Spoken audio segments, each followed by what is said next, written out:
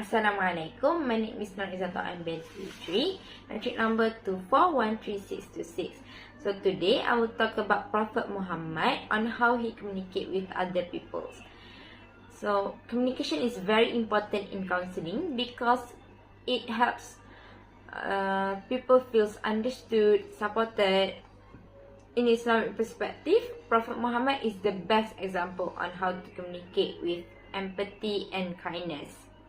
So one beautiful story of Abu Umair and his small pet bird. This story narrated by Anas bin Malik and also found in Sahih al-Bukhari. So Abu Umair was the younger brother of Anas bin Malik. He had a small pet bird called Nughair. So one day his pet bird died and he became very sad.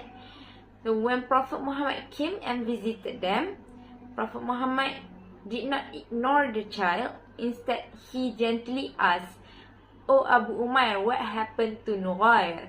So this small sentence shows a very deep level of empathy. Prophet Muhammad acknowledged the child's feeling and give attention and care to him.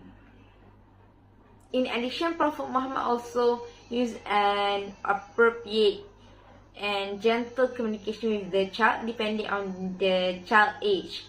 So this also shows that effective counseling also requires us to communicate, depends on who are we speaking to.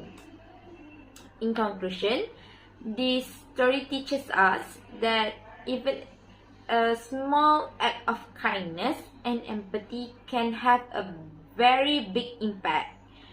So this style of communication of Prophet Muhammad shows that counseling skill like empathy, emotional awareness, gentle interaction are very important. That's all from me. Thank you.